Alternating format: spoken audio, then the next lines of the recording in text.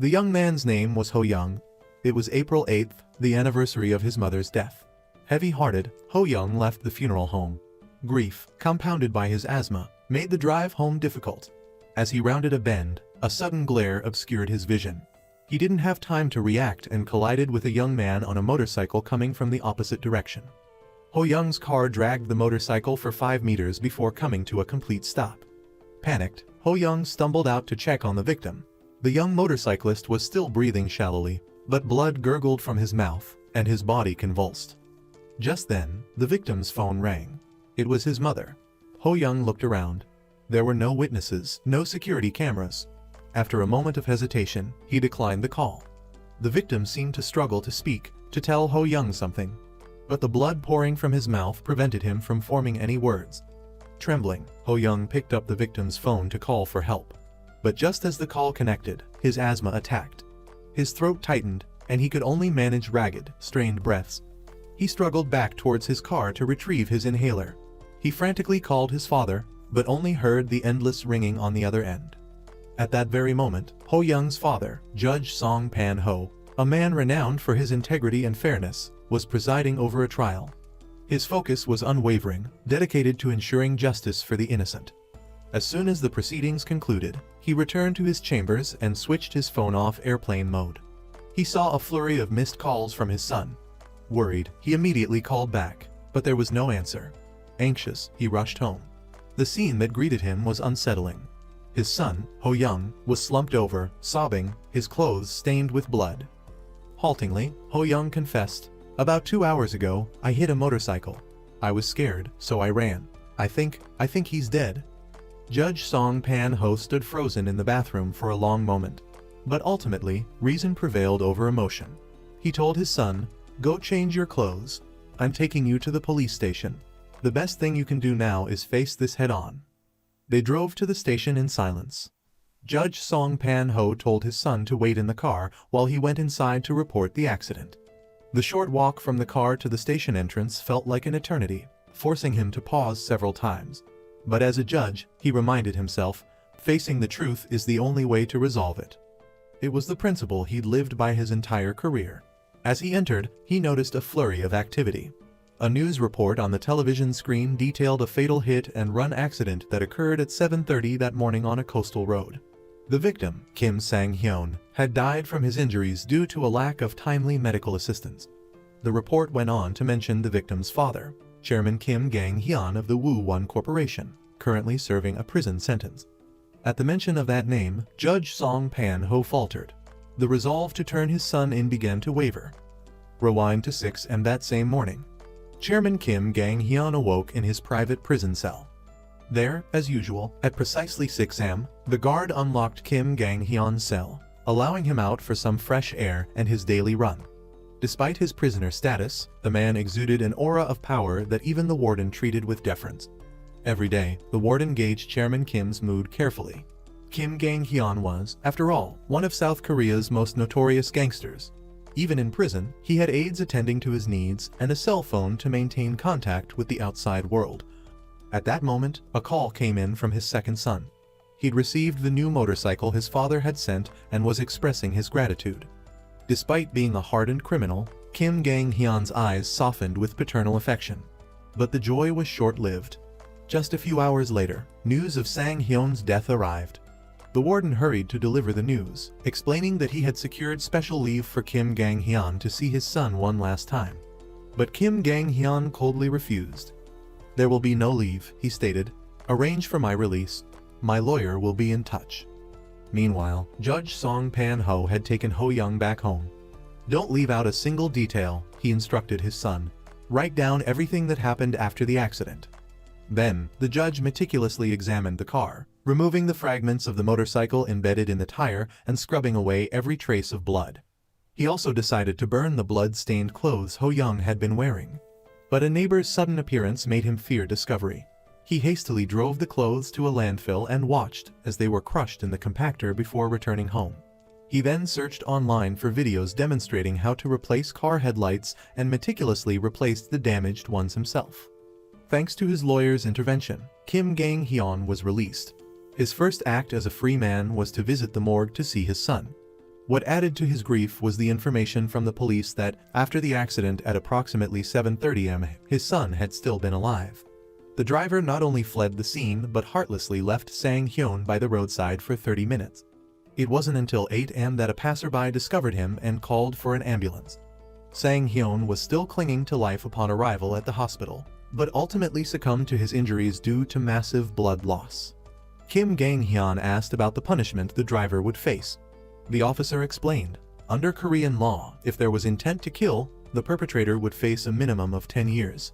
But in a simple hit-and-run case, the maximum sentence is 5.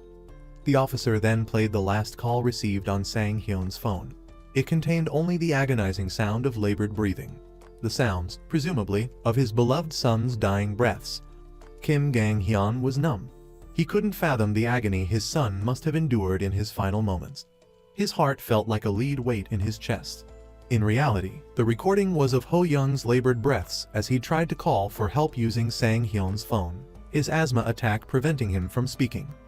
At Sang-hyun's funeral, amidst the overwhelming grief, Kim Sang-hyuk, the eldest son, unexpectedly returned from the US without his father's permission. His stepmother immediately confronted him, accusing, "Did you kill your brother? With Sang-hyun gone, you become the sole heir to the corporation."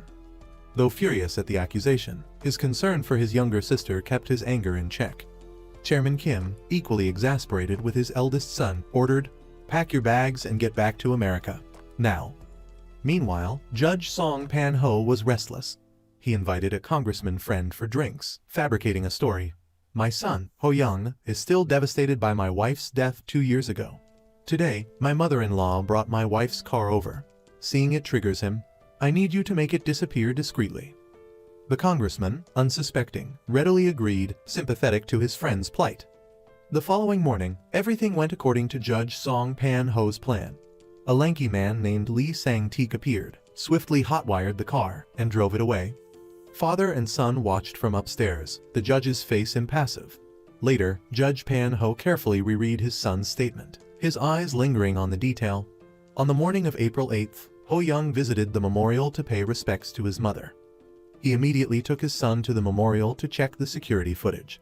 Flashing his judicial ID, he claimed to be investigating a case. However, the technician informed him that the cameras had malfunctioned 4 days prior and were still being repaired. No data had been recorded during that time. There was no evidence placing Ho-young at the memorial on the morning of April 8th. Back at the funeral home, Kim Gang-hyun replayed his son's final moments over and over. Then, a sudden realization made him pause. Towards the end of the recording, beneath the rasping breaths, he detected other sounds, the faint hum of a car engine and the beep of a reversing vehicle. A new theory formed in his mind. What if the labored breathing wasn't his son's, but the hit-and-run driver's? Meanwhile, as Ho-young fled the accident scene, the impact had triggered a warning light on his dashboard, prompting him to pull into a roadside repair shop. He tried to stay calm and, while the mechanic was inspecting the parts, quickly put on a turtleneck sweater to hide the bloodstains on his body. Throughout this, the victim's phone kept ringing. Panicked, Ho-young decided to throw it into a nearby river. Hearing his son's account, Judge Song Pan-ho immediately went to the repair shop Ho-young had mentioned. He fabricated a story. "I have a girlfriend, but I suspect she's seeing another man. So, I want to review the security camera footage from the last 3 days to check if she came here with him." The shop owner flatly refused. Judge Song Pan-ho didn't give up. He approached the owner and pulled out a wad of cash, placing it on the counter. "Please help me, and keep this confidential." Sure enough, money talks. The shop owner finally agreed. While the owner stood beside him, Judge Song Pan-ho pretended to carefully review all the camera footage from the previous days. He waited until the owner seemed tired and went back inside before quickly fast-forwarding to the day of the accident. At that moment, the TV was broadcasting news about the death of Chairman Kim Gang-hyun's son in a traffic accident. This made Judge Song Pan-ho even more tense. He frantically fast-forwarded through the video, anxiously searching for images of his son. Shortly after, the eldest son of Tycoon Kim Gang-hyun appeared on TV giving an interview. He declared he would find the perpetrator and avenge his brother at all costs. Hearing this, Judge Song Pan-ho felt like he was sitting on hot coals. Even the repair shop owner knew that crossing this mob boss's family wouldn't end well. Despite the owner's attempts to make conversation, Judge Song Pan-ho remained silent. In reality, he was terrified because he had just found the video clip showing Ho Young at the repair shop. Just as the trembling judge pressed the delete button, the shop owner returned. Judge Pan Ho quickly stood up and excused himself. Once in the car, the judge sternly asked his son, "Are you sure the mechanic doesn't know anything? I saw you talking to him. Think carefully. If any slip-up is discovered, we're both finished." He further instructed his son, "Even if they find evidence and investigate you, you must vehemently deny everything. Our future depends on your attitude." Immediately afterward, Judge Song Pan Ho went to the Major Crimes Unit and deliberately revealed to Detective Choi Yeon-hee that the car his deceased wife had left for his son had been stolen. "My son cherishes that car. It holds many memories of his mother. He's been despondent ever since he learned it was gone." Judge Pan Ho spoke with a sorrowful expression and asked the detective to help them find the car. At the same time, the thief, Lee Sang-teek, was pulled over by traffic police. Upon checking his documents, the police discovered the car he was driving was stolen. However, Sang-teek broke through the police cordon and escaped. Detective Choi Yeon-hee immediately informed Judge Song Pan Ho that the car he reported stolen had been found. They both went to the traffic police station to identify the vehicle. The judge wanted to take the car home immediately. Out of respect for Song Pan Ho, the police agreed. But then, an officer noticed a flat tire, making the car immobile. The officer suggested, "Let us use a tow truck to transport it for you." However, Judge Song Pan Ho appeared extremely anxious and repeatedly refused the offer. He eventually relented, fearing the police would become suspicious. While loading the car onto the tow truck, the officer discovered a piece of debris, believed to be a motorcycle fender, lodged in the car tire.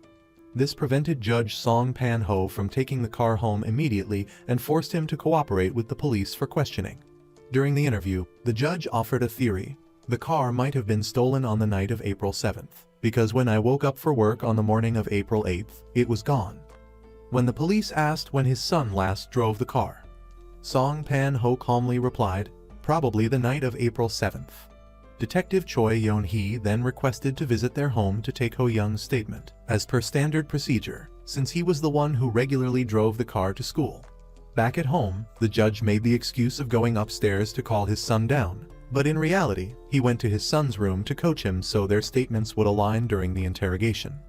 Later, Ho Young appeared quite calm and confident. However, Detective Ki Rim unexpectedly posed a difficult question.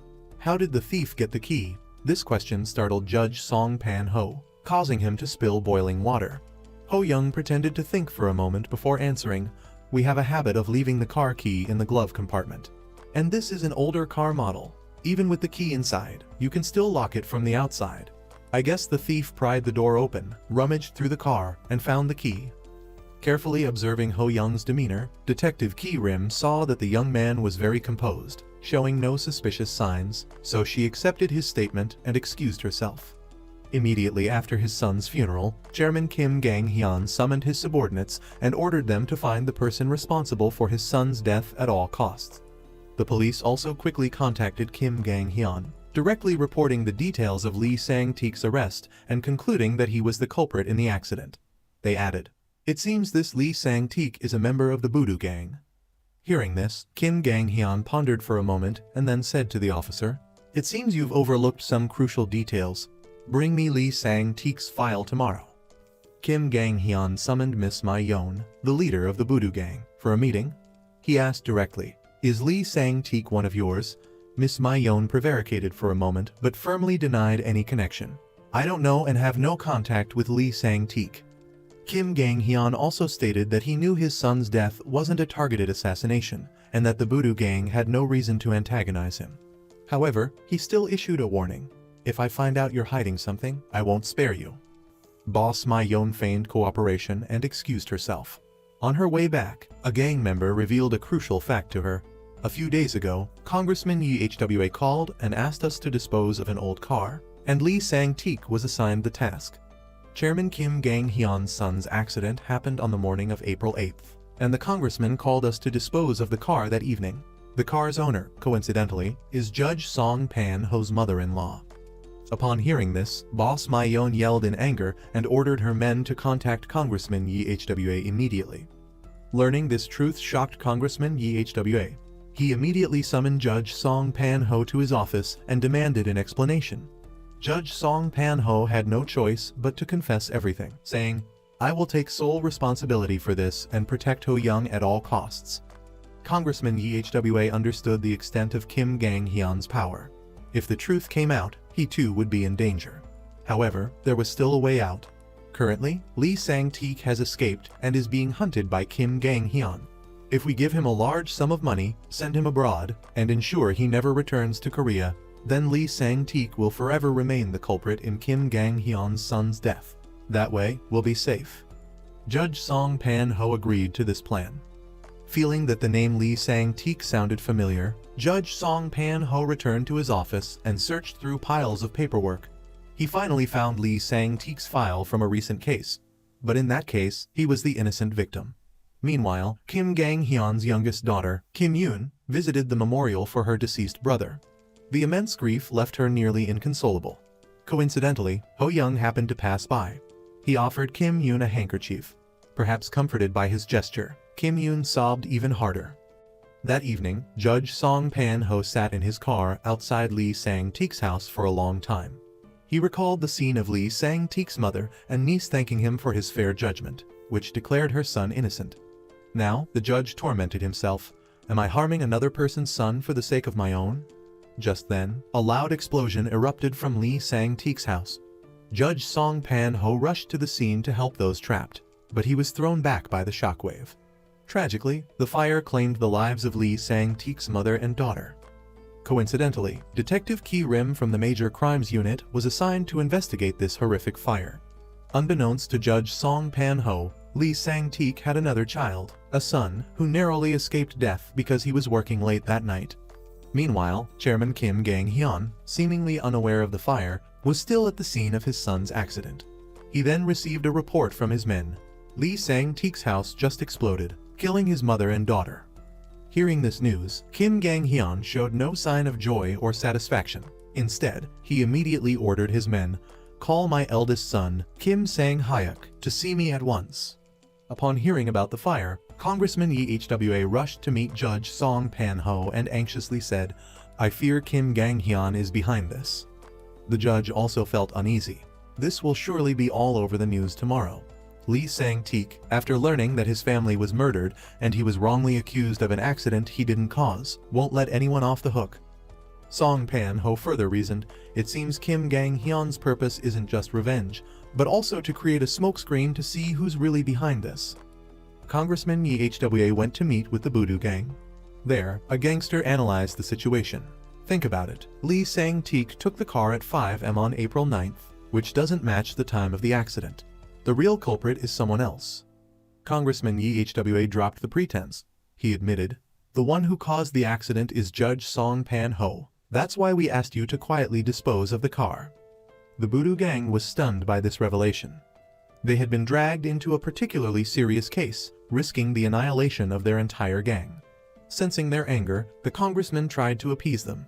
Judge Song Pan-ho is likely to become Chief Justice of the Supreme Court, perhaps even the Minister of Justice. If you hold this leverage over him, the Voodoo Gang can manipulate the entire legal system. Your future will be incredibly bright. He then threatened the gang's boss. "We're on a path of no return, so you better do your job." With that, Congressman Yi Hwa left, unaware that the entire conversation had been recorded. Witnessing his grandmother and sister perish in the flames, Lee Sang-teik's son felt utterly devastated. At the morgue, he overheard investigators discussing his family's case and their intention to close the file with the conclusion, "This was just a tragic accident." Hearing this, Lee Sang-teik's son decided to risk everything and seek help from the Voodoo Gang. At the same time, Kim Sang-hyuk returned home. Upon seeing his son, Chairman Kim Gang-hyun immediately lashed out, slapping him repeatedly and yelling, "I will personally find the one who killed Sang-hyun and make him pay. This is not your place to interfere." At first, Kim Sang-hyuk was bewildered, but then he understood his father's meaning. His eyes darkened as he looked towards his stepmother. Then, Kim Gang-hyun ordered, "Pack your bags and go back to America immediately." Meanwhile, Lee Sang-teik, while evading the police, was horrified to see the news. His mother and daughter had died in a fire. Furthermore, he was now wanted for hit and run. Lee Sang-teik felt like his world was collapsing. He was consumed by despair and rage. Just then, a call from an unknown number startled Judge Song Pan-ho. Judge Song Pan-ho hesitated for a moment before deciding not to answer the unknown call. But just as he settled onto the sofa, a message from the same number popped up. It contained 2 links to news articles, one about tycoon Kim Gang-hyun and another about himself. A chill ran down Song Pan-ho's spine. There was no logical reason for them to be sent together. A sense of foreboding gripped him, and he hastily returned the call, but the number was unreachable. Meanwhile, Kim Sang-hyuk, Kim Gang-hyun's eldest son, was secretly tailing a drug dealer from the Voodoo Gang. He handed the man, Jobin, a large sum of money, ordering him to cooperate in digging up information on the fugitive Lee Sang-teek. Kim Gang-hyun himself was still listening to the last recording of his son, desperately searching for clues. He determined that the person responsible for the accident suffered from asthma. However, according to medical records, Lee Sang-teek was perfectly healthy. Furthermore, Kim Gang-hyun's men discovered a crucial detail at the end of the recording, what sounded like the low tire pressure warning from an older car. One of his men volunteered, "I'll check all the repair shops near the accident scene." Soon, Kim Gang-hyun's men located a repair shop. The owner recalled a man who had visited after the accident, wanting to view the security footage. The man wore a hat and a mask, obscuring his face from the camera. Moreover, the footage from the day of the accident, April 8th, had been erased. However, the shop owner remembered the man being well-dressed, looking respectable, around 50 years old, but claiming to be dating a young woman. Lee Sang-teek's son, having sought out the Voodoo Gang, managed to contact his father. Unbeknownst to him, the gang had a secret agreement with Assemblywoman Yi Hwa to eliminate both father and son. Unlike his son, Lee Sang-teek was no fool. He quickly realized the deadly plot and threatened Miss Ma-yeon, making a demand. "Prepare a boat for me and my son to leave the country tomorrow. Otherwise, I'll reveal all your secrets to Chairman Kim Gang-hyun." Unfortunately, this conversation was overheard by Jin, who reported back to Kim Sang-hyuk, "It looks like we'll be meeting with Lee Sang-teek tomorrow night." Kim Sang-hyuk responded, "Keep an eye on him and try to get me a gun." Early the next morning, Judge Song Pan-ho was startled by the doorbell. Standing outside was none other than Lee Sang-teek. "I'm not here to cause trouble. There are a few things I need to clarify." Hesitating for a long moment, the judge finally opened the door. Upon entering, Lee Sang-teek sat down at the dining table and devoured food as if he hadn't eaten in days. Then, he abruptly stood up, walked directly to Song Pan-ho, and produced a piece of paper with a bank account number, demanding, "Deposit the price for your crime here. If you deliver a fair judgment, I'll take my son somewhere else to live. But if the price you offer is too low, I'll go straight to Chairman Kim Gang-hyun." Hearing this threat, Judge Song Pan-ho grabbed Lee Sang-teek and showed him the message he had received the previous day. But seeing Lee Sang-teek's bewildered expression, the judge realized he wasn't the one who sent it. Meanwhile, investigators were diligently examining the scene of the previous night's fire. They discovered that the gas line in the house had been subtly severed. The police concluded, this was definitely arson, not an accident. Kim Gang-hyun's men also tracked down the real owner of the car that hit his son, an 82-year-old woman whose daughter had died 2 years prior. This daughter's husband was none other than Judge Song Pan-ho, a model judge. At that very moment, Detective Choi Yeon-hee burst into the office and demanded to question Kim Gang-hyun about the fire. She suspected Mr. Chun, meaning Kim Gang-hyun, of direct involvement. The policewoman declared, "I'll find evidence soon, and I expect your cooperation with the investigation." As she turned to leave, Kim Gang-hyun coldly asked, "Are you certain Lee Sang-teek is the one who killed my son?" The question stopped Ki-jin in her tracks, as she couldn't definitively answer. Later, Chairman Kim Gang-hyun returned to the repair shop and showed the owner a photo of Judge Song Pan-ho. Was this the man who came here to delete the camera footage? Receiving a confirming nod, Kim Gang-hyun left, his face grim. That afternoon, Judge Song Pan-ho visited Assemblywoman Yi Hwa with 500 million won. "I need you to transfer this money to Lee Sang-teek. I understand the Voodoo Gang you're acquainted with handles these kinds of things." Lee Sang-teek promptly received the 500 million won from Judge Song Pan-ho and immediately contacted the Voodoo Gang to discuss his escape plan. Boss Maiseon arranged to meet Lee Sang-teek at 11 p.m. at the docks, along with his son. However, she secretly informed Assemblywoman Yi Hwa of the meeting place. Both parties agreed. Tonight, Lee Sang-teik meets his maker. As night fell at the deserted docks, Lee Sang-teik was reunited with his son only to be betrayed by the Voodoo gang. The gangsters viciously attacked. Quickly, Lee Sang-teik shoved his bank card into his son's hand. "Run, if I don't come back, take this money and disappear. It's enough for you to live on until you're grown." A brawl erupted. Just as Lee Sang-teik was cornered, Kim Sang-hyuk appeared, gun in hand. He coldly pulled the trigger, shooting the gang leader and his men. Finally, he aimed the gun at Lee Sang-teik, sending him to join his wife and daughter. Unbeknownst to Kim Sang-hyuk, Lee Sang-teik's son was secretly recording the entire brutal scene from a distance. At the same time, Song Pan-ho received another message from the unknown number, "Judge." He waited, but no further message arrived. As he prepared for bed, his phone rang. It was the same mysterious number. He answered, and a voice with a foreign accent spoke. "I witnessed something at 7:55 p.m. on April 8th at the auto repair center. The car was badly damaged." The caller then demanded a ransom, threatening to expose the secret if not paid. Song Pan-ho finally realized his tormentor was the mechanic who had fixed his son's car on the day of the accident. It turned out that after Ho-young left the shop, the mechanic had secretly followed him home, becoming a witness to the incident. After days of gathering evidence and investigating Judge Song Pan-ho's background, Kim Gang-hyun couldn't believe that such a reputable man could so heartlessly conceal his crime, taking an innocent life for the sake of his reputation. He imagined the scene of the accident, his son gasping on the ground, reaching for Judge Song Pan-ho's leg, pleading for help, only to be cruelly kicked aside and left to die. The thought filled Kim Gang-hyun with both grief and rage. The next morning, the police discovered the bodies of Lee Sang-teik and the Voodoo gang members at the docks. Detective Ki-rim informed Judge Song Pan-ho, suspecting a connection to the earlier fire and believing both were acts of revenge by Kim Gang-hyun's family.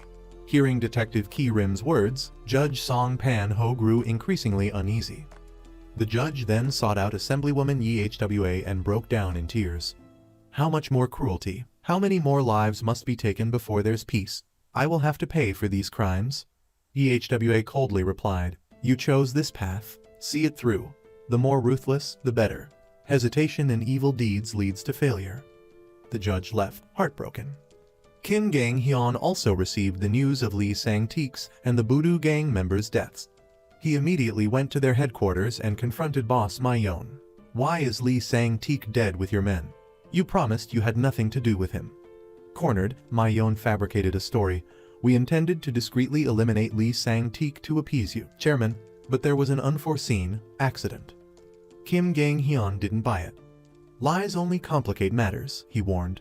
As he turned to leave, one of Ma-yeon's men dragged in a badly beaten man Jobin, the one who sold the gun to Kim Sang-hyuk. Ma-yeon immediately changed her tack. "Do you know who killed Lee Sang-teik and my men? We traced the bullets. This man sold the gun to someone, your son, Kim Sang-hyuk, and someone instigated the arson at Lee Sang-teik's house, your wife's personal assistant." On his way back, overwhelmed by his family's involvement in the murders, Kim Gang-hyun ordered his men, "Find Sang-hyuk before the police do, and find out who is behind the arson." Meanwhile, Lee Sang-teik's son, having survived the massacre, contacted Detective Ki-rim and handed over the video he recorded. Ki-rim immediately took it to Judge Song Pan-ho. "It's time to bring Kim Sang-hyuk to justice," she declared. Ho-young attended school as if nothing had happened. Soon, Kim Gang-hyun's daughter, Kim Yoon, arrived. They were classmates and seemingly close friends. Knowing Kim Yoon's family background, Ho-young feigned concern. "Why are you late?" Kim Yoon replied softly. "My mother is still grieving, so I stayed to comfort her." Ho-young then expressed curiosity about her half-brother. Kim Yoon innocently replied, "Sang-hyuk is pitiful. His mother died when he was very young." Meanwhile, Kim Gang-hyun went to Judge Song Pan-ho's house. Taking advantage of the judge's absence, he entered and looked around. Touching the spotless sofa, he smirked, noting its pristine condition, mirroring the judge's seemingly impeccable life. He lit a cigarette and extinguished it on the coffee table, deliberately leaving a mark. As Kim Gang-hyun left, his men rushed to him with urgent news. Kim Sang-hyuk was almost apprehended at the airport trying to flee to the east. "There's a no-fly order on him, Chairman." Kim Gang-hyun lost his composure. "Mobilize everything. Find him before the police do." At the same time, Judge Song Pan-ho was at the repair shop inquiring about the foreign mechanic. The owner, anticipating this, had laid a trap. He pretended to be helpful, saying the mechanic had quit but would likely return for his tools. His real intention was to lure Song Pan-ho back so he could inform Kim Gang-hyun. Meanwhile, Tycoon Kim Gang-hyun interrogated his wife's personal bodyguard. He pressed a gun to the man's head and demanded, "Did my wife order you to start the fire?" Before the bodyguard could reveal the truth, Kim Gang-hyun fired a shot, ending his life. Perhaps now, having lost one son, he couldn't bear the thought of his wife and remaining son facing further danger. So, he decided to personally eliminate any perceived threats. Just then, Kim Gang-hyun's men received a call from the auto repair shop owner. He reported, "Song Pan-ho was here and is likely to return soon." That night, upon returning home and settling onto his sofa, Song Pan-ho noticed a deliberately extinguished cigarette butt on the coffee table. Meanwhile, Kim Sang-hyuk was trying to contact a corrupt police officer to arrange an illegal border crossing. However, this shady activity was discovered by Officer Ki-rim. She immediately moved to prevent the corrupt officer from reaching the rendezvous point. Just when Kim Sang-hyuk thought everything was going smoothly, he boarded a boat and had traveled some distance when, unexpectedly, he was ambushed and arrested by the Coast Guard. The next morning, Judge Song Pan-ho was staking out the auto repair shop to keep an eye on the mechanic. Just then, Officer Ki-rim called to inform him, "Kim Sang-hyuk has been arrested." As soon as he hung up, the judge saw the mechanic appear. Song Pan-ho hastily followed him, unaware that he himself was being discreetly followed by Kim Gang-hyun. Song Pan-ho tailed the mechanic to an abandoned factory. There, while carefully observing, he was spotted by the mechanic. The judge quickly said, "We can negotiate a price for your silence." The mechanic demanded 1 billion won, reasoning, "This amount is enough for me to be a king back in my hometown." But Song Pan-ho refused. "I can't meet such a high demand in such a short time." Hearing this, the mechanic became enraged. He lunged at the judge, causing him to fall to the ground. Just as the tension escalated, Kim Gang-hyun's men suddenly appeared, beating the mechanic senseless. Then, Kim Gang-hyun himself emerged. This startled the judge. Before he could collect himself, Kim Gang-hyun's men subdued him, forcing him to kneel before the tycoon. Kim Gang-hyun pointed his gun at Song Pan-ho's head and growled, "A judge like you fabricating and concealing the truth?" Facing imminent danger, Song Pan-ho tried to remain calm and negotiate. "Kim Sang-hyuk, your son, was arrested by the police this morning while trying to cross the border." Upon hearing this, Kim Gang-hyun signaled his men to verify the information immediately.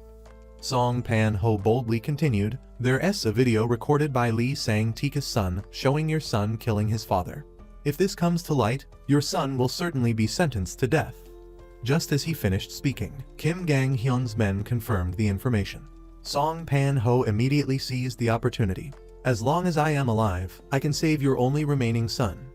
Kim Gang-hyun, enraged at being forced to choose between avenging his second son and protecting his eldest from a murder conviction, fired his gun into the air to vent his fury. Then, Kim Gang-hyun glanced at the mechanic, who was just regaining consciousness. He handed the gun to Song Pan-ho and ordered, "Prove your promise. Take care of this guy yourself." One of Kim Gang-hyun's men immediately took out his phone to record the scene. Song Pan-ho tremblingly accepted the gun, his eyes darting nervously between the mechanic and the tycoon. Finally, under Kim Gang-hyun's intense pressure, the judge coldly took a life to secure his own escape. Afterwards, Kim Gang-hyun casually sat down opposite Song Pan-ho, his sharp gaze fixed on the still stunned judge. "Now tell me, what's the next step?" Seeing that Song Pan-ho hadn't yet recovered from the act of killing, Kim Gang-hyun slapped him. Song Pan-ho snapped back to reality and stammered his assessment. Normally, from the time the police begin their investigation to the formal indictment, it takes at least a week, maybe even a month. Currently, the police have the video recording of Kim Sang-hyuk's crime, so the situation will be difficult to turn around. Kim Gang-hyun nodded in agreement. "This isn't an easy fight. A respected man like you will have to wash away this filth to survive, and I have to restrain myself from killing you, even though it would be very easy." With that, the tycoon departed. As he left, Kim Gang-hyun instructed his close aide. "First, thoroughly investigate Officer Ki-rim, the one who went to such lengths to arrest my son. Second, find out how far the police investigation has progressed. Prosecutor Kang So-young will undoubtedly be in charge of this case. Third, keep an eye on Song Pan-ho's every move. And finally, monitor the prison where my son is being held to ensure he has no inconveniences. Leaving the abandoned factory with a heavy heart, Song Pan-ho immediately arranged a meeting with Officer Ki-rim. Perhaps he was seeking information or some kind of empathy. Ki-rim listened silently, then suddenly brought up a story from years ago, the day she witnessed his wife's funeral. I was so struck by the look in your son Ho-young's eyes. They were filled with such immense pain. I always regretted that the law couldn't find the true culprit to bring him some comfort. Ki-rim sighed, reflecting on the past. If only Judge Song Pan-ho had handled the case back then, perhaps things would have been different. Her words pierced Song Pan-ho's heart like a knife. Ki-rim firmly declared, "The bastard I couldn't arrest 2 years ago, this time I will make him pay dearly." Song Pan-ho anxiously inquired about the whereabouts of Lee Sang-teek's son, but Ki-rim reassured him. He's in a safe place, where no one can find him before the trial. That night, Ki-rim called Song Pan-ho again, informing him that she would continue gathering more evidence before transferring the case file to the prosecutor's office. She also revealed, the prosecutor in charge of this case is Kang So-young, the same one who put Kim Gang-hyun in prison 3 years ago.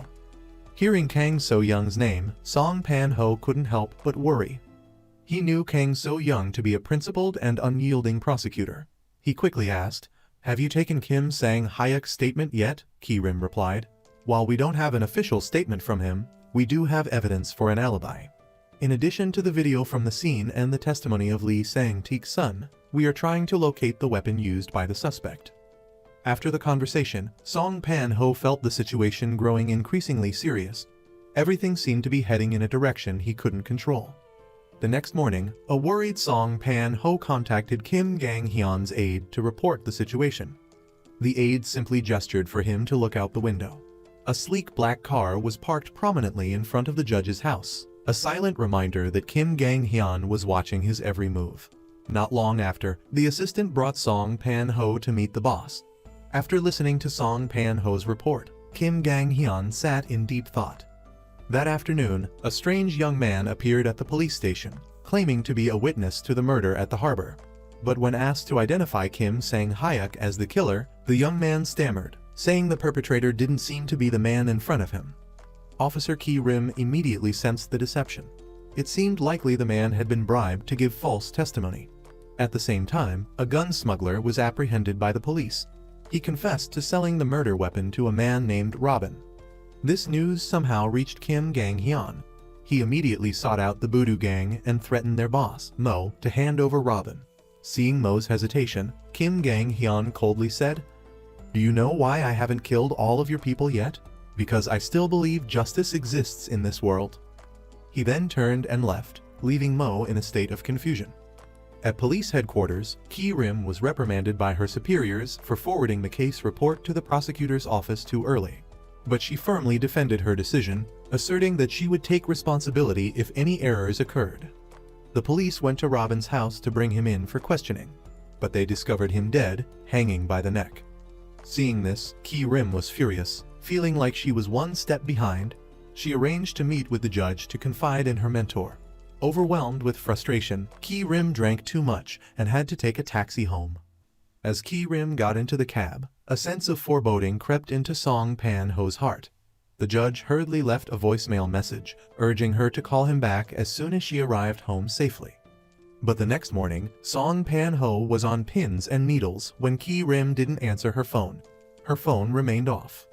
The judge rushed to the police station to search for her, but Ki-rim's colleagues said she hadn't come to work. His gut feeling told him something was wrong, so Song Pan-ho and several police officers broke down the door and entered Ki-rim's apartment. Ki-rim's apartment was ransacked, with belongings strewn everywhere. Ki-rim herself had vanished without a trace. A deep fear gripped Song Pan-ho. On his way back, Song Pan-ho recklessly stopped Kim Gang-hyun's car and confronted him. "Do you think there are no laws in this world? Why did you break your promise?" The judge pounded on the car door, shouting in outrage. Kim Gang-hyun stepped out of the car, his face ice cold. "From now on, if you want to see me, go through my assistant. And remember this, there's nothing in this world I wouldn't dare to do." Song Pan-ho was then dragged by the assistant to a damp warehouse. He was tortured and warned. The thing you call law, it only works on those who live by ordinary morality. That evening, Song Pan-ho managed to contact Congressman Yi Hwa. The judge arranged to meet the congressman in a crowded place, then subtly pulled him aside to a less visible area and said, "I met with Kim Gang-hyun. Just as he was about to kill me, his son was arrested. I promised to help his son escape punishment, so he spared my life. But I think even if I succeed in getting his son off, I doubt I'll be able to save my own life." Hearing this, the congressman immediately went to the Budu gang to meet Mai Yeon and persuade her to cooperate. But he received a blunt refusal. "I won't get involved in this anymore. Kim Gang-hyun is someone who could wipe out this entire city." Hwa then used a provocative tactic. "Are you planning to live the rest of your life in this sewer? Judge Song Pan-ho will soon enter the Blue House." Hwa's words seemed to sway Mai Yeon. So, the very next day, she decided to take a gamble and went to see prosecutor Kang So-young, saying, "I have information that will help you catch Kim Gang-hyun." The following day, a mysterious man appeared at the police station, claiming that Robin's death was not a suicide but an elaborately staged murder. This man didn't know the killer's identity but knew the reason behind Robin's elimination. Furthermore, he provided crucial information about the fire at Lee Sang-teek's house. Following these leads, the police quickly tracked down 2 suspects who were illegal residents. Prosecutor Kang So-young closely monitored the interrogation via camera, determined not to miss any details. Meanwhile, the police chief secretly contacted Kim Gang-hyun, reporting all developments. Kang So-young has caught the arsonist who set fire to Lee Sang-teek's house. This time, in addition to your son's murder case, I'm afraid you'll also have to worry about the arson case. Kim Gang-hyun then received a stack of photos showing Song Pan-ho secretly meeting with Congressman Yi Hwa, along with information that the Budu gang was cooperating with Kang So-young. The boss's face darkened. The next morning, Kim Gang-hyun had his men drag Song Pan-ho to a deserted warehouse. He threw the photos on the table and said, his voice icy, "I hear Prosecutor Kang is actively investigating the fire at Lee Sang-teek's house. Looking at these photos, it seems this was your idea, wasn't it?" At the same time, Prosecutor Kang So-young, accompanied by a special task force, raided Kim Gang-hyun's luxurious mansion. His wife was arrested on charges of inciting murder and arson. Instead of showing fear, she hummed softly in the interrogation room. Kang So-young sneered, declaring, "This time, you're finished." She then handed her a tablet. On the screen was a video recording of her personal secretary reporting on the arson plan. Mrs. Kim simply smiled enigmatically, knowing that this evidence was not enough to convict her. Prosecutor Kang calmly said, "I just wanted to invite the esteemed Mrs. Woo One Corporation to this place, because you are the weakness of a family-oriented man like Kim Gang-hyun." In the damp warehouse, Kim Gang-hyun received news of his wife's detention for investigation into the arson case. He furiously approached Song Pan-ho and landed a powerful punch. "How dare you touch my family?" Song Pan-ho was stunned. Kim Gang-hyun, his face filled with murderous intent, continued, "No matter what you do, or where you are in this world, I will know everything. And you will definitely pay the price." He gritted his teeth in a threat and turned to leave. Looking out from his office, Song Pan-ho began to feel a chill as he realized he was being monitored 24/7. This strengthened his resolve to escape the clutches of the cold-blooded boss. Song Pan-ho picked up the phone and called Congressman Yi Hwa, his voice firm. "Use the method you've always expected of me to help me get away from Kim Gang-hyun." These words meant that Song Pan-ho was ready to enter the Blue House. Perhaps this was the only way for him to escape his current predicament. That afternoon, members of the prosecutor's office met to discuss the case involving Mrs. Woo One Corporation. Despite the initial evidence, some of Song Pan-ho's colleagues felt it wasn't strong enough to hold her. Song Pan-ho remained silent and then requested, "Hold off on releasing her. I need one more day to review everything thoroughly." This information quickly reached Kim Gang-hyun, sending him into a rage. He thought the judge was deliberately making things difficult for his family. Seeking to escape surveillance, Song Pan-ho went to the gym across from the courthouse after work. Soon after, Kim Gang-hyun's men arrived and quickly cleared everyone out of the gym. The assistant approached the judge and asked, "Why are you playing these games?" Song Pan-ho calmly replied, I am the one presiding over the chairman's son's case. If I show favoritism towards Kim Gang-hyun's wife and deliberately deliver a not guilty verdict for his son, wouldn't that make the court and the prosecutors suspicious of me? Your wife's release is just a matter of time.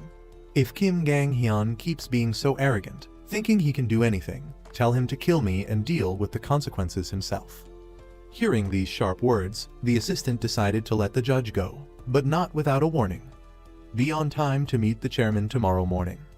Having escaped the dangerous situation, Song Pan-ho changed out of his sportswear to test the reactions of the henchmen tailing him. As expected, the henchmen only recognized the suit, completely oblivious to other clothing. Song Pan-ho understood the problem. He quickly changed back into his suit and casually appeared before the henchmen. He then immediately called Congressman Yi Hwa and scheduled a meeting for 1 p.m. the next day. The following day, Song Pan-ho met with Kim Gang-hyun first and expressed his viewpoint. "Go ahead and kill me, I'll confess. I'm the culprit in that hit and run. If you keep acting rashly like this, you'll lose the trial, and my life will be forfeit. At this point, I'd rather die with honor than live in shame." Kim Gang-hyun immediately flew into a rage, pulling out his gun and firing a shot into the air, startling Song Pan-ho. But the boss also understood the current situation. If he killed the man in front of him, his son would likely not be saved. After uttering a few threats, Kim Gang-hyun stormed off. Song Pan-ho didn't dare waste any time. He returned to his office and declared there wasn't enough evidence to suggest Mrs. Kim incited the crime, so she would be released that day. Kim Gang-hyun quickly learned of his wife's release. This lessened his suspicion of Judge Song Pan-ho slightly. Just like the previous day, Song Pan-ho went to the gym in his familiar black suit. However, after waiting for the opportune moment, he quickly changed into his sportswear and slipped out of the building, avoiding the gaze of his tail. He then quickly hailed a cab to his meeting point with Yi Hwa. But upon opening the door to the meeting room, Song Pan-ho was stunned to see Boss Mo sitting inside. Boss Mo bowed to the judge and explained, "The Voodoo Gang has been struggling since one of my close associates was killed. I had no choice but to rely on Congressman Yi Hwa. If you two don't help me now, my only option is to oppose you. So tell me, what's your plan?" Song Pan-ho didn't hide anything. The judge revealed that they would do whatever it took to get into the Blue House.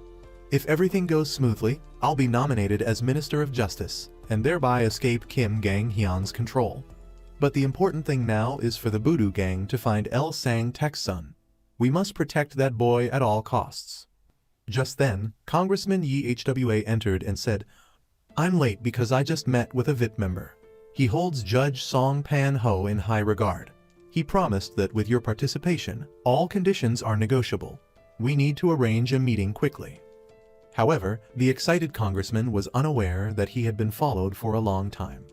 Kim Gang-hyun's henchman was outside and had taken pictures of the shoes of the 3 people in the room. He called the assistant to report.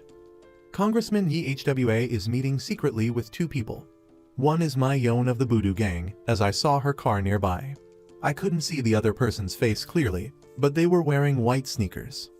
That night, Song Pan-ho made it home safely.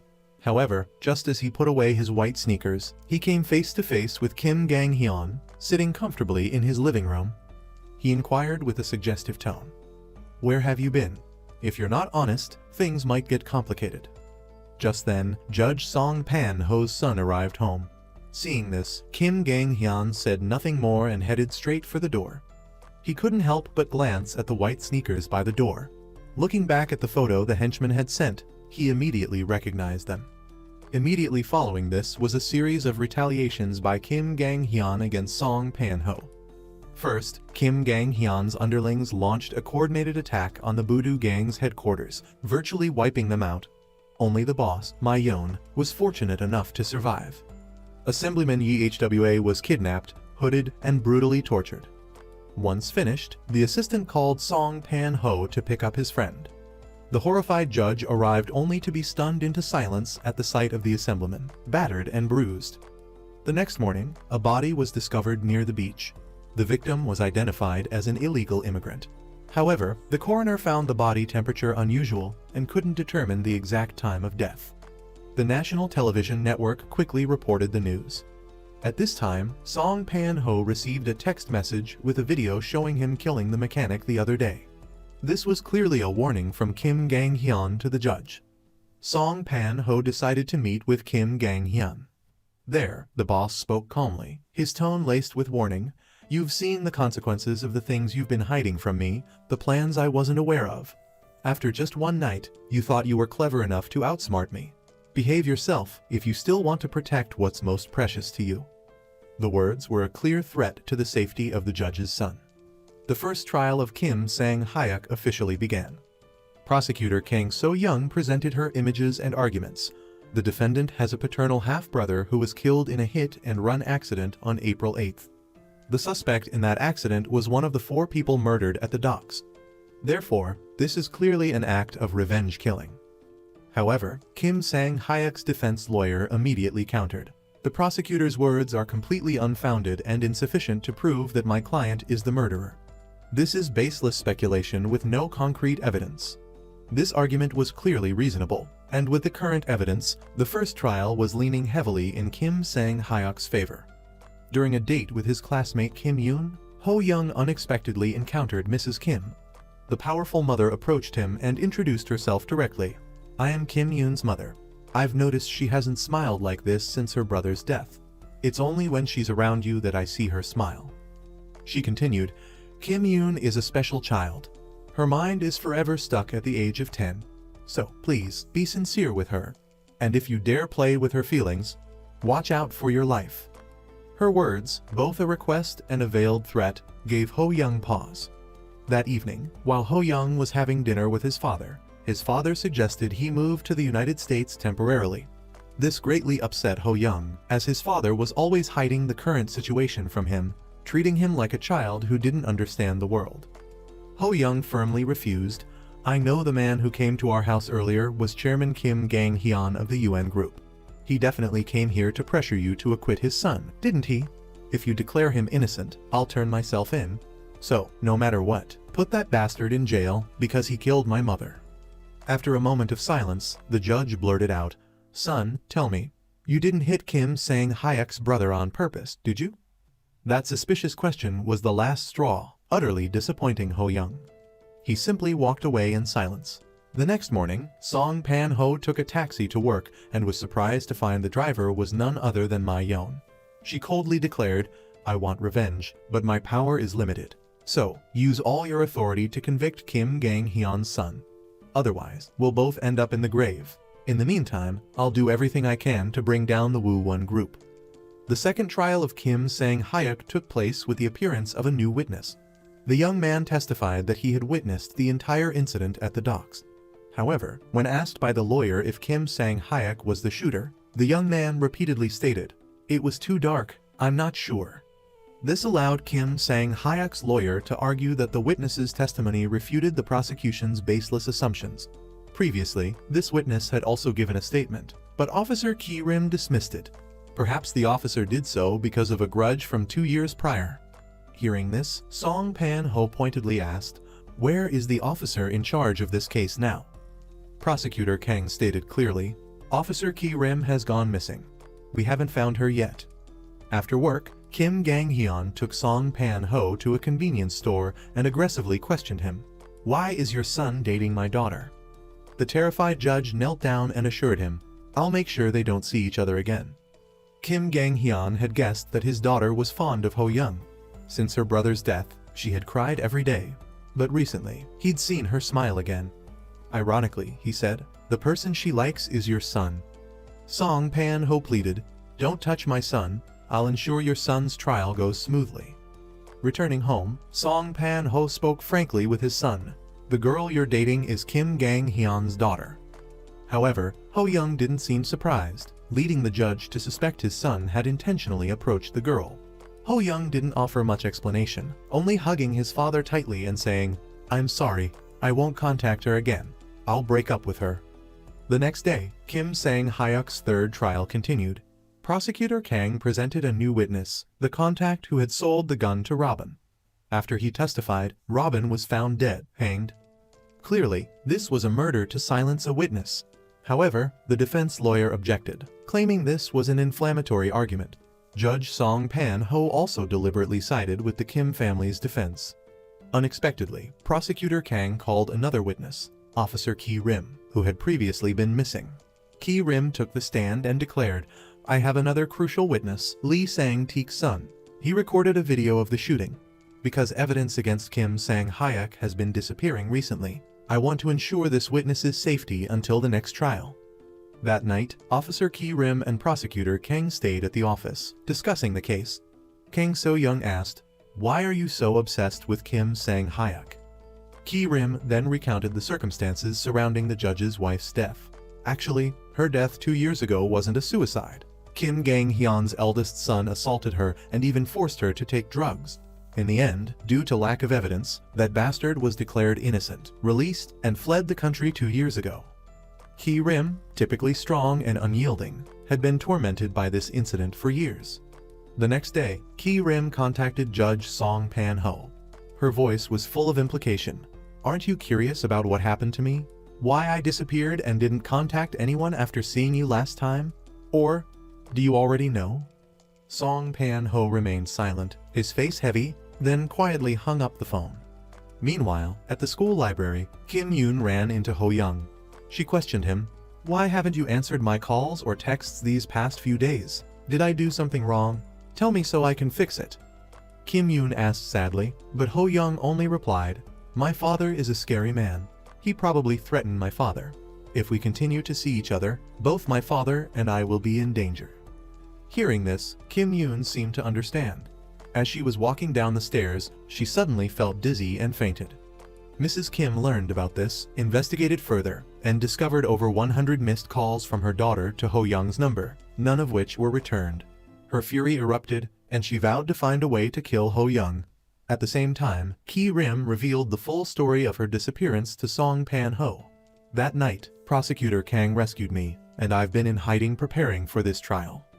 Ki-rim also speculated that Ho Young was the one who hit Kim Gang-hyun's son. The day Lee Sang-teek's son provided the video, he also revealed another crucial clue. On the morning of April 8th, around the time of the accident on the Beltway, he witnessed his father and grandmother arguing. "So, the boy's father couldn't be the perpetrator. I investigated secretly while I was missing and discovered you weren't the perpetrator either. You were presiding over a trial at the time. However, there was someone else who could have used that car, your son, Your Honor." Ki-rim told Song Pan-ho that she would reinvestigate the accident, but the immediate priority was to prosecute Kim Gang-hyun's eldest son. After speaking with Ki-rim, a worried Song Pan-ho frantically called his son, "Stay where you are, I'll come and get you myself." But just after he hung up, Kim Gang-hyun's men arrived to meet Ho Young. Kim Gang-hyun sat before Ho Young and stated his demand: he wants you to continue dating his daughter. At that moment, Ho Young unexpectedly had an asthma attack. This made Kim Gang-hyun realize the truth, as he'd listened to the recording of the accident countless times. That evening, Ho Young walked into the house, his face heavy after the encounter with Kim Gang-hyun. On the other end of the line, the judge was relieved to hear his son was home. He quickly returned and told his son about the current situation. "The police suspect you, so I want you to go live in America for a while." However, Ho Young revealed, "Kim Gang-hyun came to see me. He demanded I get back together with his daughter." He turned and started upstairs, but his father pressed him. "Did you cause that accident on purpose? Was that accident just an accident, or was it a calculated act of revenge you did for your mother?" Ho Young remained silent. His father continued, "The reason I wanted to cover up the accident was to protect you from Kim Gang-hyun. Otherwise, I would have turned you in. But if it was intentional, then I become an accomplice to murder, and I can't accept that." Ho Young angrily replied, "Are you still clinging to your principles as a judge at a time like this? The law you're trying to protect is what killed my mother. If we're talking about the law, tell me, what price should Kim Sang-hyuk have paid?" The next day, the crucial witness, Lee Sang-teek's son, appeared in court. The boy personally identified Kim Sang-hyuk as the one who shot his father. To support the testimony, Prosecutor Kang also played the video of Kim Sang-hyuk's shooting. With this evidence and testimony, the tide of the trial immediately turned. The judge sensed danger closing in. To find an escape route after the trial, he contacted the VIP's secretary. The secretary demanded a just verdict. He planned to leverage this to crack down on organized crime, creating a positive image for the VIP's presidential campaign. However, Judge Song Pan-ho's official appointment to the Blue House wouldn't be for another 2 months. This delay was so long that the judge feared he might die before it happened. He likely called Miss Ma-yeon, expressing his concerns and proposing an alliance to eliminate Kim Gang-hyun. Putting his words into action, the judge arranged a meeting with Kim Gang-hyun under the guise of discussing details about the upcoming trial. They agreed to meet at a deserted convenience store. After discussing the case, Kim Gang-hyun suddenly asked the judge a question and instructed his assistant to play the accident recording. He then declared, "I suspect the wheezing in this video belongs to the perpetrator in my son's accident. But this isn't your breathing, it's your son's, isn't it?" Seeing the judge tremble, Kim Gang-hyun produced a video recording from his daughter's hospital room and asked, "What was your son's purpose in approaching my daughter?" Song Pan-ho panicked. He hastily insisted, "It was a complete coincidence. My son had no ulterior motive whatsoever." Seeing Kim Gang-hyun's disbelief, Song Pan-ho recounted a past incident. 2 years prior, his eldest son had assaulted his wife. Kim Sang-hyuk was acquitted, but his wife, tormented by the memories, committed suicide. "My son lives in hell every day, but he only hit your son accidentally." Hearing this, Kim Gang-hyun's face was a mixture of confusion and rage. He slammed his fist on the table. Seeing this, the judge knelt and pleaded, "Please allow Assemblyman Yi Hwa to meet with Lee Sang-teek's son. He'll persuade the boy to join our side. Once he changes his testimony, your son will be acquitted. After this trial concludes, I will come to you and take full responsibility. I only beg you to spare my son."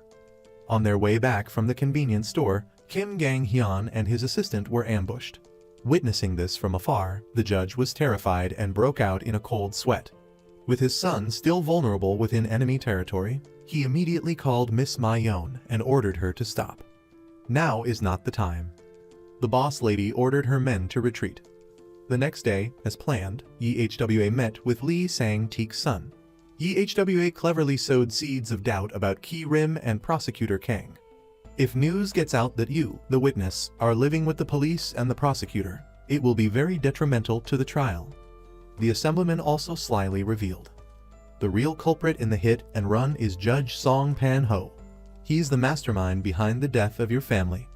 Yi Hwa then presented photos of Ki Rim and Song Pan-ho together, falsely claiming they were both working for the judge. Yi Hwa's words caused Lee Sang-teek's son to waver. Meanwhile, the judge sought out the VIP's secretary. He expressed his fear of retaliation from Kim Gang-hyun.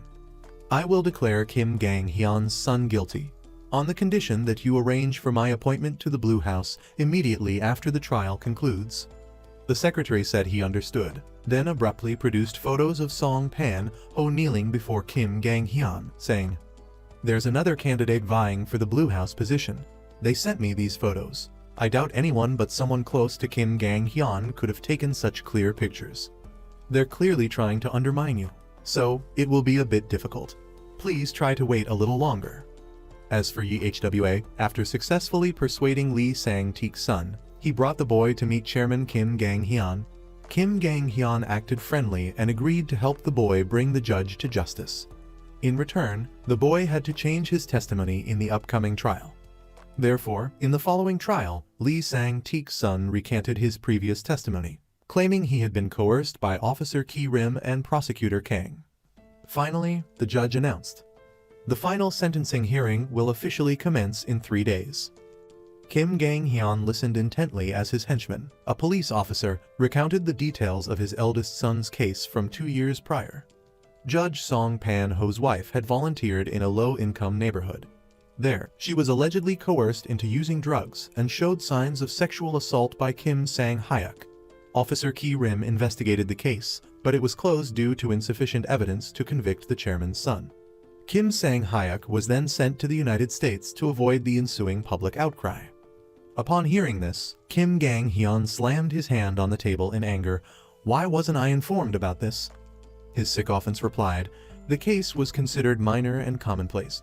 As you were serving time in prison at the time, we didn't report it. Perhaps Officer Ki Rim holds a grudge from that case and is constantly trying to find ways to incriminate Sang-hyuk." That night, as Judge Song Pan-ho arrived home, he was ambushed by Kim Gang-hyun's assistant, who rained blows upon him. The assistant voiced his suspicion. "Those who ambushed the chairman yesterday were surely sent by My-yeon and you. Warn her to be careful. If he finds My-yeon, even without the chairman's orders, I won't spare either of you." Despair washed over the judge's face. But when his son returned home, he hid his anxiety and embraced him tightly. Later that night, Song Pan-ho received a call from Officer Ki-rim. She wanted to meet secretly to discuss her deductions. At the meeting place, she spoke frankly. "Ho-young's hit and run wasn't an accident, was it? Knowing what I do about the case, it's plausible that Ho-young intentionally caused the accident as an act of revenge. I'll offer you a choice. Convict Kim Gang-hyun's eldest son, and I'll bury everything I know about your son's case." The judge pondered this, then asked for a cigarette. While outside smoking, he secretly called Kim Gang-hyun's assistant, saying he was in trouble and needed the chairman's help. Returning, he told Ki-rim about his and his son's predicament, then asked, "Could you help us escape across the border after the trial?" Ki-rim agreed and promised to help him escape. Tears welled in the judge's eyes as he said, before leaving, "I feel like the world has gone mad after that incident. I hope we never see each other again." After the call with Song Pan-ho, the assistant rushed to Kim Gang-hyun to report and seek instructions. The content of their conversation remains unclear, but it seemed to pique the chairman's interest. Back home, the judge told his son, "Even if I lose my wife and have to grovel, as long as you're safe, even if the world collapses, it doesn't matter. That's my choice." Unexpectedly, Ho-young rebuked him. "You're doing this for yourself, not for me. Do you know why I wanted to kill Kim Sang-hyuk? I wanted him to experience the living hell I've been through. But you were afraid and tried to save me. I honestly just wanted you to let me die." These words pained the judge deeply. He could only say, "I will make sure you live." Rewinding 6 months earlier, Ho-young had sought out the foreign mechanic. Initially, he only claimed to want to befriend him and his girlfriend. However, after becoming closer, Ho-young gave the mechanic a sum of money and asked him to follow Kim Sang-hyuk, Chairman Kim Gang-hyun's second son. Not long after, Ho-young learned that Kim Sang-hyuk would receive a motorcycle from his father for his birthday. So, Ho-young gave the mechanic more money and instructed him to closely monitor the young heir's movements. Then, Ho-young meticulously calculated the timing and deliberately caused the shocking hit and run accident on April 8th. The mechanic who witnessed the entire incident planned to blackmail the judge for money to return to his home country and marry his girlfriend. Unexpectedly, he was murdered by the judge. Back to the present. Song Pan-ho called Kim Gang-hyun's assistant to report that Ki-rim had discovered Ho-young was responsible for the hit and run and was using this information as leverage. He insisted he had to convict Sang-hyuk. The judge urged the assistant to find a way to stop Ki-rim until the trial concluded favorably. Ho-young believed his father would ensure Kim Sang-hyuk's acquittal to save him. So, he secretly went to the black market to buy a gun. Unbeknownst to him, the gun dealer was connected to Yudang. Boss lady My-yeon, through unknown sources, located the foreign mechanic's girlfriend and learned the entire truth. The next day, she called Judge Song Pan-ho to threaten him. "I'm sick of this life on the run. Judge, please expedite your entry into the Blue House." My-yeon also revealed Ho-young's plan to purchase a gun, detailing his scheme to the judge. "Do you know that boy spent 6 months orchestrating this plan?" Fearing his son's impending actions, the judge changed his attire to avoid Kim Gang-hyun's surveillance. He then secretly contacted the VIP's secretary. "I have a way to destroy the Woo-Won Corporation. In return, you must guarantee my appointment as Chief Justice immediately following the trial's conclusion." Song Pan-ho then approached Prosecutor Kang, revealing his imminent appointment and demanding all the evidence they had gathered against Kim Gang-hyun. "Tonight, I will deliver all the files to the VIP's secretary." Prosecutor Kang was skeptical, given Ki-rim's disappearance 2 days prior. She knew the judge was the last person Ki-rim met. Song Pan-ho didn't deny it, instead stating, "Ki-rim said absurd things to me, implying Ho-young intentionally caused the hit and run. So, I left." Prosecutor Kang coldly replied, "Ki-rim's claims aren't baseless. We have evidence of your son's crime. Sooner or later, you'll have to face this." She agreed to let the judge take the evidence to the secretary. the judge met the VIP's secretary to hand over the documents. However, an unfamiliar young man appeared to receive them, making him wary. Yet, the young man's words were convincing. Song Pan-ho handed over the files, adding, "This is a matter of life and death. Tell him to call me back as soon as he receives them." After receiving the documents, the VIP's secretary called Song Pan-ho. He claimed to have reviewed the files but wanted evidence not only against Sang Hyuk but also against Kim Gang-hyun's wife for the previous arson case. The judge frantically called Miss Ma-yeon. "I need the documents regarding Lee Sang-taek's fire before dawn." Ma-yeon's men intercepted someone tailing Song Pan-ho, allowing him to leave his home. Ma-yeon then handed over the documents. Song Pan-ho left, unaware that Kim Gang-hyun's men had surrounded Ma-yeon. The taxi carrying Song Pan-ho was then intercepted. Confused, the judge repeatedly asked, "How could you possibly know?" The assistant sneered. "Didn't the Blue House secretary show you those photos? We sent them to him. To control this world, you have to understand how it works." Thus, all the evidence that could threaten Kim Gang-hyun's family fell into the hands of the powerful chairman. The judge was now completely and utterly defeated. He collapsed, crawling to Kim Gang-hyun and begging, "My son initially intended to confess, but the fault lies with me. I decided to hide the truth, creating this mess. I don't care if I die, just please spare my poor son." The next morning, the final verdict was delivered. Despite Prosecutor Kang's fierce arguments, the judge declared Kim Sang-hyuk not guilty. Prosecutor Kang was completely blindsided. Ho-young, watching the trial remotely, couldn't accept the verdict. At the same time, Officer Ki-rim's body and her car were recovered from the river. The news reached Prosecutor Kang, who, shocked, immediately confronted the judge, demanding an explanation.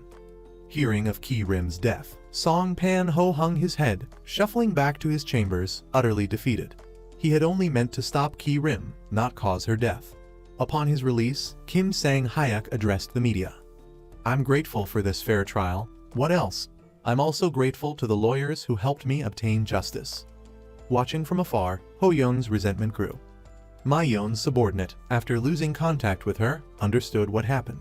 Seeking revenge, he approached Ho-young and gave him a gun, saying, "Finish this yourself." The previous night, Ma-yeon had been captured by Kim Gang-hyun's men and taken to a warehouse. They tortured her and prepared to dispose of her body by encasing her in a cement-filled drum. Facing death, Ma-yeon showed no despair, only defiance. Staring into the camera, she taunted Kim Gang-hyun. "You know, your son didn't die in an accident. It was premeditated murder. You have no idea how meticulously that boy planned it, do you? I'm certain he'll see this through. He will succeed." Ho-young received an invitation from his girlfriend. "Come to my house to celebrate my brother's release." Seizing the opportunity, Ho-young snuck into the bathroom, strapped the gun to his calf, and joined Kim Gang-hyun's youngest daughter at the celebration. Observing Ho-young's closeness with his daughter, Kim Gang-hyun called the judge. "I know your son deliberately caused the accident that killed my son. He's here now with my youngest daughter." The chairman taunted. "Let's see what Ho-young does next." Terrified, Song Pan-ho disregarded everything and drove straight to Kim Gang-hyun's house. That evening, before entering the party, Ho-young checked his gun one last time in the bathroom. Kim Gang-hyun's wife showed great affection for Ho-young, inviting him to visit anytime. Since Ho-young's arrival, her daughter had been smiling more. Meanwhile, Prosecutor Kang awaited an explanation from the judge but couldn't reach him. Furious, she contacted Kim Gang-hyun's wife. "Your family's eldest son assaulted Judge Song Pan-ho's wife, and Ho-young is Song Pan-ho's son. He meticulously planned this for 6 months to kill your son. I presume he's with your daughter right now." Kim Gang-hyun's wife trembled. At the dinner table, Kim Sang-hyuk, curious, asked, "Ho-young, are you sure we haven't met before? Because you seem familiar." Ho-young, with nothing left to hide, replied, "We've met. 2 years and 3 months ago, to be exact. My mother's name was Jeong-hai. You drove her to hang herself." Sang-hyuk scoffed. "Who's Jeong-hai? I have no recollection of that name." This was the final straw for Ho-young. Trembling, he pulled out the gun. Kim Gang-hyun calmly urged, "Ho-young, stop. Your father is on his way. Put the gun down and don't do anything you'll regret." Stunned to learn her brother was responsible for her boyfriend's mother's death, Kim Yoon rose, shielding her brother and pointing the gun at herself. "Please calm down, don't do this." This panicked Kim Gang-hyun. Outside, Judge Song Pan-ho arrived but was stopped at the gate. Just then, 2 gunshots rang out. The judge was horrified. Ho-young died before reaching the ambulance. The judge identified his son's body, his heart breaking. The assistant took the blame for Ho-young's death, claiming he was the one who shot him. The person who provided Ho-young with the gun was later apprehended by the police. Kim Gang-hyun advised his wife to take Kim Yoon abroad to recover from the trauma. Before leaving, devastated by Ho-young's death, Kim Yoon overdosed on sleeping pills. The overdose resulted in brain damage, leaving her in a vegetative state. After his son's funeral, Judge Song Pan-ho confessed his crimes to Prosecutor Kang. In contrast to the suffering of others, Kim Sang-hyuk recovered quickly from his gunshot wound.